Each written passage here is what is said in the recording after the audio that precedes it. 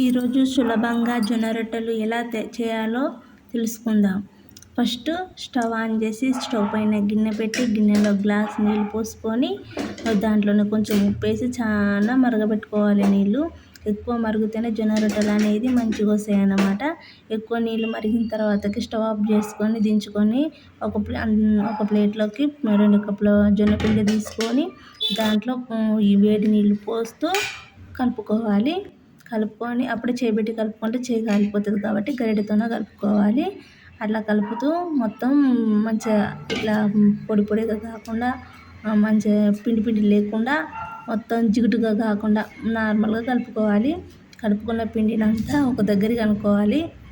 వేడిగా ఉంటుంది కాబట్టి దాన్ని అప్పుడు చేతితోటి పుట్టుకోకుండా కొంచెం చల్లగైన తర్వాతకి దాన్ని అంతా ఒక దగ్గరికి అనుకోవాలి. పిండినంతా ఒక దగ్గర ముద్దలాగా అనుకొని ఒక పక్కకు ఇట్లా అంతా ఒక దగ్గర అనుకుంటూ ఉంటే ఏమవుతుందంటే పిండి అనేది ఇట్లా తొందర చల్లగా కాకుండా మంచిగా ఉంటుంది అన్నమాట. అందుకని దాన్ని అంతా ఒక దగ్గరికి అనుకోవాలి. ముద్దలాగా అనుకున్న దాన్ని కొత్తగా నేర్చుకున్న వాళ్ళకైతే ఈ పద్ధతి బాగుంటుంది అన్నమాట. కొంచెం మొత్తం ఇట్లా దగ్గరికి అనుకొని ఆ పిండిని కొంచెం 10 నిమిషాలు వదిలేయాలి. దాన్ని అట్లనే 10 నిమిషాలు అట్లా వదిలేయడం వల్ల పిండి అనేది మంచిగా ఉడికినట్టు అయ్యి మంచిగా అవుతుంది అన్నమాట.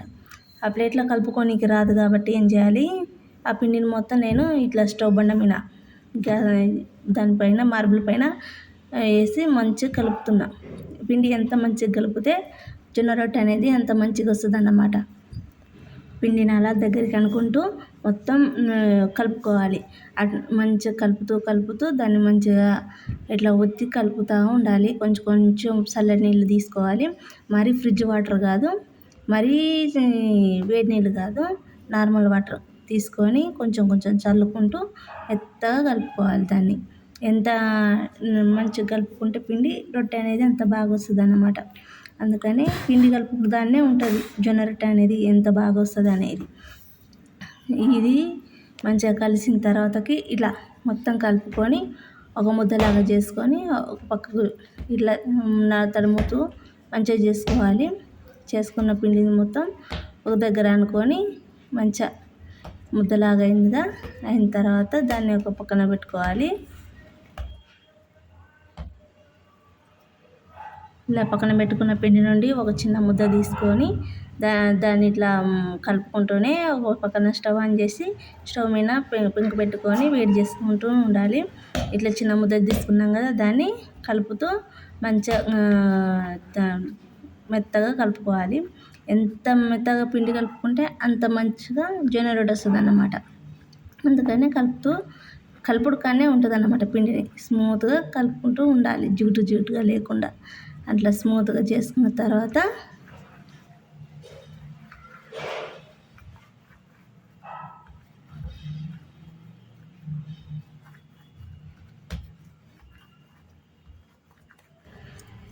ఇట్లా చేసుకున్న పిండిని ఏం చేయాలంటే ఆ ముద్ద ఉన్నదిగా దాంట్లో కొంచెం పిండి ఇట్లా చల్లుకుంటూ దాన్ని రొటేట్ చేసుకుంటూ ఒత్తుకోవాలి. కొంచెం పెద్దగా అయ్యేంత వరకు ఇట్లా రోల్ చేసుకుంటూ దాన్ని ఒత్తాలి. ఒత్తిన తర్వాతకి దాని మిడిల్లో కొంచెం పిండి వస్తుంది. ఆ ఎక్స్ట్రా పిండిని అనేది ఇట్లా చేయడం వల్ల ఎక్స్ట్రా పిండి అనేది మధ్యలోకి వస్తుంది అన్నమాట. ఆ మధ్యలోకి వచ్చిన దాన్ని ఏం చేయాలి అంటే అది తీసేయాలి. అలా చూపిస్తున్నా కదా, ఇలా చూపిస్తున్నది ఆ మిడిల్లో ఎక్స్ట్రా వస్తుందిగా, ఆ పిండిని అనేది తీసేయాలి. తీసేయకపోతే ఏమవుతుందంటే జొన్న రొట్టె అది మొత్తం మందంగా ఉంటుంది మధ్యలో. అందుకని అట్లా లేకుండా ఉండాలంటే మిడిల్లో మొత్తం ఎక్స్ట్రా వచ్చిన పిండి మొత్తం తీసేయాలి. తీసిన తర్వాత ఏం చేయాలి, కింద దానికి సరిపడా పిండి ఎంత అయితే ఉందో మనం చేసుకున్న వెడల్పు దాన్ని బట్టి పిండి చల్లుకుంటూ అట్లా ఒత్తుకుంటూ రావాలి. అట్లా మనం కొడుతూ ఉంటే మన చేతికి అనేది పిండి అంటుకుంటుందిగా. పిండి అంటుకున్నప్పుడు ఏం చేయాలంటే పక్కన నీళ్ళు ఉంటాయి, కొంచెం నీళ్ళ తడి పెట్టుకోవాలి. నీళ్ళ తడి పెట్టుకొని ఇట్లా కొడుతూ ఉండాలి. మళ్ళీ 2 చేతులతోనే కొట్టవచ్చు. నీళ్ళ కొట్టి మంచిగా పెద్దగా అవుతుంది. అది మిడిల్లో కొట్టదు, మళ్ళీ సైడ్ కొడుతూ రావాలి. మిడిల్లో కొడితే ఏమంటే మిడిల్ ఆల్రెడీ మనం ఇట్లా చేయబెట్టి తిప్పుతాంగా, మధ్యలో చేయబెట్టి తిప్పుతున్నాం కాబట్టి అది అప్పుడే సాగుతుంది. అందుకే మనం సైడ్లో కొట్టుకుంటూ రావాలి. సైడ్లో కొట్టుకుంటూ మంచిగా ఇరిగిపోదన్నమాట. సైడ్కి ఇట్లా ఇరిగినట్టు కనబడదు, మంచిగా వస్తుంది. కొడుతూ రావాలి. ఏమున్నా కూడా సైడ్కి కొట్టాలి, మిడిల్లో కొట్టద్దు. మిడిల్లో మనం అరిచే పెట్టి కలుపుకున్నాం కాబట్టి మంచిగా వస్తుంది. మధ్యలో అది మళ్ళీ ఉండదు. సైడ్లకు మనం కొట్టుకుంటూ వస్తే సాగుతుంది. ఇట్లా కొడుతూ మంచిగా చేసుకోవాలి. చేసుకున్న తర్వాత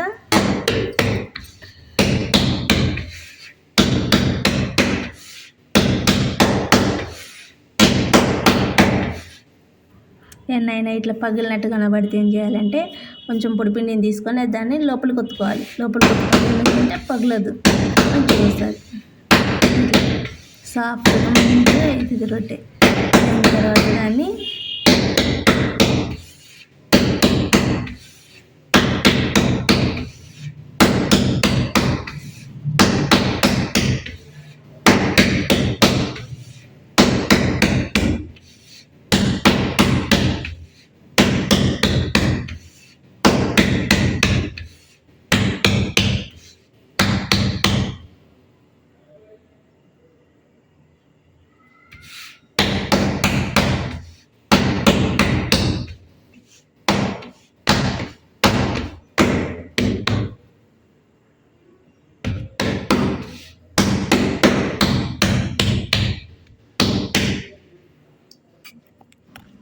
మొత్తం కొట్టడం అయిపోయిన తర్వాత దానిపైన కొంచెం జీలకర్ర వేయాలి. జీలకర్ర వేయడం వల్ల ఏమవుతుందంటే మనం కొట్టేటప్పుడు పిండి అనేది అంటుకుంటుందిగా, ఆ పిండి ఉండకుండా మంచిగా అవుతుంది అన్నమాట. అందుకని పైన కొన్ని నీళ్ళు జల్లుకోవాలి. నీళ్ళు జల్లుకొని తీసి పెనం మీద వేసుకుంటే మంచిగా అవుతుంది జొన్న రొట్టె.